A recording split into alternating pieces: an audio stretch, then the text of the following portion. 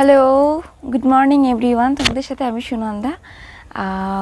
আজকে প্রচুর রোদ উঠেছে, আর কালকে যেভাবে যে হারের প্রতিটা জায়গাতে বৃষ্টি হয়েছিল, আমি তো ভেবেছিলাম দুর্গাপুজোটাতেও মনে হচ্ছে বৃষ্টি হবে, সকলের আনন্দ মাটি হবে। যাই হোক, মা আমাদের ডাক শুনেছে, তো যাক, অ্যাট লাস্ট যা নিউজে দেখলাম দুর্গাপুজোর বৃষ্টি হচ্ছে না। এই দুর্গাপুজোর জার্নির মধ্যে আমার একটা কষ্ট আছে। অ্যাকচুয়ালি ব্যাপারটা হচ্ছে, আমার বাপের বাড়ি কলকাতা, শ্বশুরবাড়ি বর্ধমান। তো এই প্রত্যেক বছরই কলকাতা যাওয়ার চেষ্টা করি, বাড়িতে যাই আগের বছর গিয়েছিলাম আর কি, কিন্তু এই বছরটা যেতে পারবো না। তার কারণ আছে যে আমার হাজব্যান্ডের একটা রিলেটিভের বাড়ি যেতে হবে।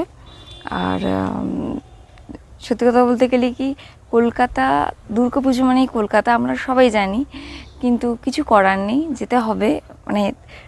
তারাও আমাকে অনেকবার করে বলছে আসার জন্য, যাওয়া হয় না, দুর্গাপুজো কোনো বাড়ি যাওয়া হয়নি, তো তাই এবছর যাব। তো যাওয়া থেকে সবটা তোমাদের সাথে শেয়ার করব, যাওয়ার জার্নি থেকে শুরু করে প্রত্যেকটা দিনের গ্রুমিং সবটা তোমাদের সাথে শেয়ার করব, প্রত্যেকটা দিনের আউটফিট সবটাই তোমাদের সাথে শেয়ার করব। তোমাদের কিন্তু সাথে আমার থাকতে হবে, ঠিক আছে? আর তোমরা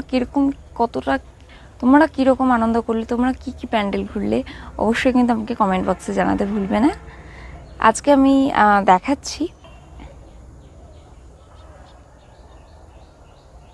আশা করছি বুঝতে পারছো কতটা রোদ উঠেছে, তাকানো যাচ্ছে না ক্যামেরার দিকে। আর তবে হ্যাঁ, সকালটা সত্যি খুব ভালো লাগছে, কারণ সামনেই পুজো তো চলেই এলো। মহালয়া থেকেই তো আমাদের কলকাতাতে ঠাকুর দেখা অলরেডি স্টার্ট হয়ে যায়। শুধু কালকে এতটাই বৃষ্টি পরিমাণে হয়েছে যে জল জমে গেছিলো, নিউজে সবই দেখছিলাম, ইনস্টাগ্রামে। তো যাই হোক, পুজো তোমাদের সকলের খুব খুব খুব ভালো কাটুক। সকলে ভালো থেকো, সুস্থ থেকো, আর প্রাণ ভরে এনজয় করো, প্রাণ ভরে আনন্দ করো। টাটা।